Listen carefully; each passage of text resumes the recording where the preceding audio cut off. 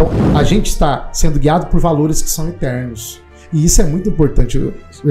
Fechando aquela ideia do C.S. Lewis, né, do desejo, o C.S. Lewis ele diz que Deus ele quer estimular a nossa imaginação e o nosso desejo para as coisas eternas. Veja, quando Paulo fala assim, tudo que é maravilhoso, tudo que é eterno, que é belo, sublime, se há alguma verdade, se há algum valor, nisso pensais. Eu tenho que colocar minha mente nessas coisas, porque uma vez que eu começo a pensar em coisas que são do céu, o meu coração vai começar a ser cheio dessa realidade. Eu estou vivendo com os pés na terra, mas com a mente no céu.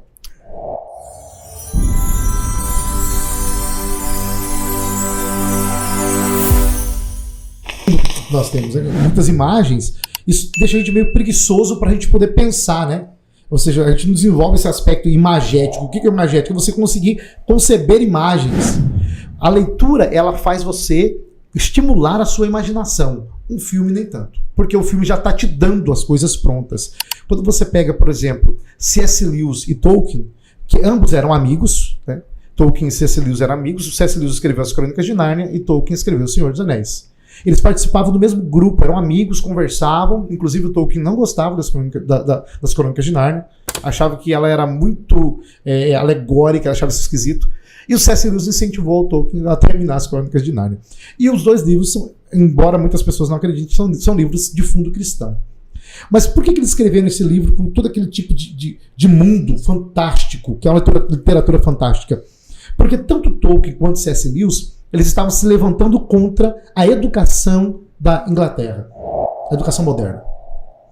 A educação moderna era uma educação extremamente racionalista, que fazia a pessoa ter muitas informações, mas não fazia ela desenvolver virtudes e muito menos a imaginação.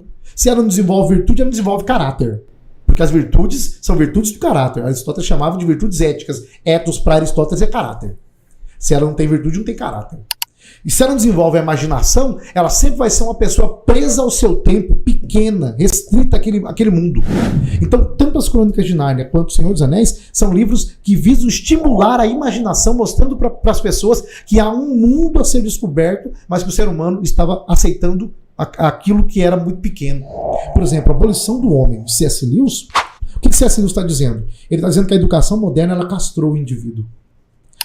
E eu hoje, enquanto professor, que trabalho em 4 lugares dando aula, eu posso dizer que isso ainda é real.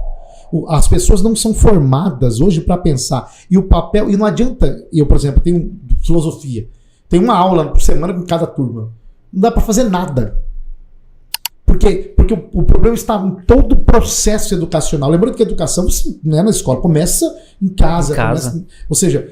Não tem isso. Então, hoje as pessoas não são formadas para pensar criticamente, para conceber, para usar a imaginação. A Bíblia faz muito isso.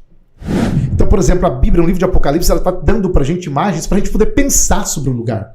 Imagina Nova Jerusalém, ruas de ouro, árvore da vida, as 12 portas, os fundamentos. Ela está te dando imagens para você poder desenvolver e pensar. E quando você desenvolve essas imagens, o seu desejo pelo lugar também é estimulado. Por exemplo, C.S. Lewis, em O Peso de Glória, ele disse uma coisa interessante. Ele disse que o nosso desejo é muito fraco. Por que o nosso desejo é muito fraco? O jovem fala, não, o jovem deseja o mundo, então o desejo dele é forte, ele não está suportando. C.S. Lewis diz, não, o desejo dele é fraco. Por quê? Porque o desejo forte é aquele que busca o seu verdadeiro objeto, que é o próprio Deus. Só que o desejo fraco, ele se satisfaz com coisas momentâneas e passageiras, que são as coisas desse mundo. Ou seja, o Senhor quer estimular a gente a desejar as coisas eternas, que não passam. Então, C.S. Lewis diz a gente é como a criança que prefere brincar com um castelinho ali no quintal de casa do que ir fazer um castelo de areia na praia, que seria muito melhor.